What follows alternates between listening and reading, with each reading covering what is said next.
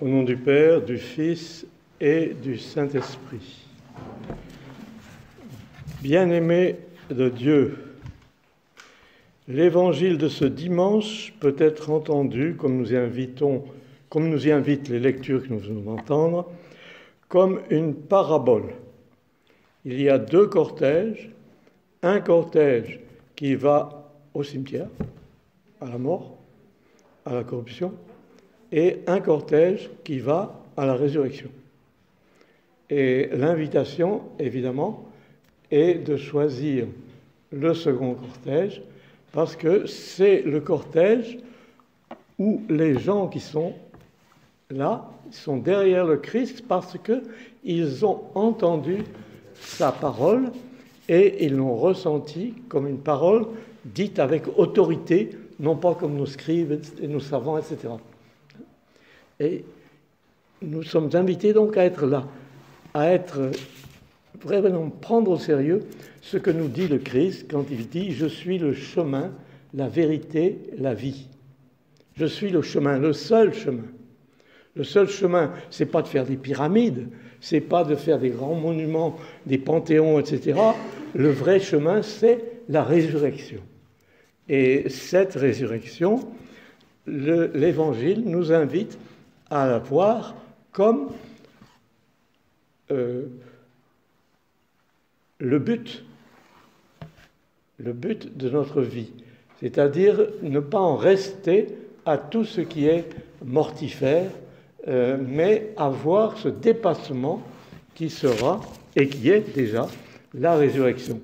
Puisque, comme le disent les textes que vous venez d'entendre, la résurrection des morts a été rendue, disons, possible, viable, existante, par le fait que le Christ a obéi à la volonté de Dieu, lui, parfaitement Dieu, mais en tant qu'homme, à la volonté de Dieu, et pour aller dans l'obéissance jusqu'à la mort. Une mort qui nous libère de la mort. C'est-à-dire, la mort est vaincue. La mort est vaincue, et nous sommes non seulement baptisés, c'est-à-dire nous avons revêtu le Christ, et nous avons été libérés du péché, et ensuite nous avons connu la semaine sainte, et dans cette semaine sainte, le Christ est allé jusqu'au bout de cette obéissance, qui fait qu'il a supporté l'insupportable pour que l'homme soit libéré de l'insupportable qui est la condition mortelle. Et voilà le programme. Et ce programme, nous le vivons parce que le Christ s'est fait homme, enfin le Messie, c'est Jésus-Christ, il s'est fait homme, et il est allé jusqu'à donner sa vie pour nous enlever au père du mensonge qui avait séduit la race humaine. Et donc, nous sommes invités à être sensibles à tout cela et à se dire, maintenant, nous sommes à la période où l'Esprit Saint peut devenir en nous la lumière incréée. C'est-à-dire que nous sommes en mesure de devenir le temple. Il y aura la Jérusalem céleste, elle est toujours en construction, mais la Jérusalem terrestre ne doit plus nous intéresser. C'est la Jérusalem céleste qui est en devenir jusqu'à la fin des temps, et c'est là que le meilleur de l'homme sera transfiguré. Donc, la victoire est acquise. La victoire est acquise, mais le danger, quel est-il? Le danger, c'est cette veuve de Naïn, qui est la ville qui se nomme le bonheur, c'est-à-dire c'est le monde. Le monde dit, vous en faites pas, je vais arranger tout ça. Hein, c'est toujours ça qu'il fait. Les civilisations, elles font ça. Et puis, ça continue, ça revend, c'est tout ça, c'est toute l'histoire humaine. Mais ce n'est pas ça qui est intéressant. De sorte que la veuve de Naïn, elle est veuve de quoi? Elle est veuve de Dieu. Elle est la race humaine qui a oublié Dieu, ou qui l'a condamné, ou s'est dit « il n'existe pas ». C'est ça qui fait qu'elle est véritablement la veuve modèle, on pourrait dire. Celle qui va jusqu'au bout de veuvage presque choisi. Et ensuite, le fils, le seul fils qu'elle est, qui meurt, c'est ce qui veut lui arriver de pire.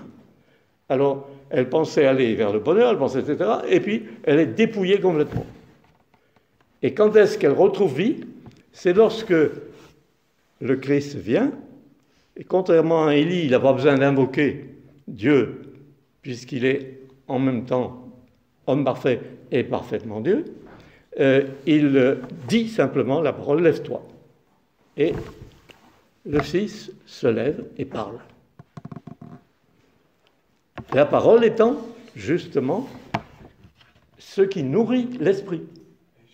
Et c'est l'esprit qui est oublié par la veuve de Naïn. C'est-à-dire, elle en est restée à la dualité corps-âme. Elle n'a pas vu qu'il fallait de plus s'ouvrir à l'autre réalité qui est l'esprit. L'esprit créé par le silence du Père et qui est en nous une invitation à nourrir cet esprit, non pas par des choses bizarres, le cirque, du machin, la télévision, tout ce qu'on voudra, mais à nourrir l'esprit uniquement par la parole de Dieu, la révélation de Dieu. Et qu'est Jésus-Christ? Jésus-Christ, c'est le Verbe de Dieu, qui est parfaitement Dieu, mais qui est le Verbe de Dieu, et son expression. Alors le Verbe de Dieu et son expression, la vie du Christ, les évangiles, eh bien voilà, et les commentaires qu'on a pu en faire, ce qu'on a pu vivre à partir de cela, voilà ce qui nourrit notre esprit. Et si notre esprit n'est pas nourri par cette parole, cette révélation et cette possibilité d'entendre, eh bien il est famélique. Il est comme ces gens qu'on voit quelquefois qui sont tellement sous-alimentés qu'ils ne tiennent plus debout. Et on peut compter leurs côtes, etc. Bon, c'est ça que devient l'esprit sous-alimenté. Et ce qui fait qu'on peut se demander comment inviter ceux qui l'ignorent, comme la veuve de Naïn, sans faire un miracle, comme le Christ, on ne peut pas. Hein, comment faire sentir, faire comprendre qu'il y a le plus important, c'est la prière, le goût de la prière. Et ce goût de la prière, c'est ça qui est la nourriture véritable de l'homme appelé à être un vivant, et non pas un condamné à mort. Donc voilà, on a le choix à partir de cet évangile, ou bien on choisit, se résigne à être un condamné à mort, hein, rien avant, rien après, etc., ou bien on se convertit, on se ouvre à la vérité qu'est le Christ, on aime cette vérité, elle a été réelle, elle est venue et elle nous a montré que la résurrection était aussi la résurrection de la chair, la résurrection du corps. Le corps, ce n'est pas une paire de chaussettes qu'on va jeter à la poubelle. Donc,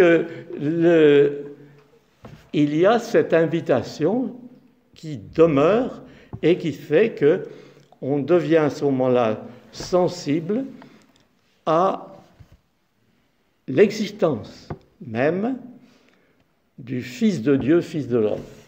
Les deux natures qui font que tout est possible. Tout est possible de ce qui nous fait vivre notre destinée originelle, qui est de devenir Dieu en Dieu, par Dieu, avec Dieu.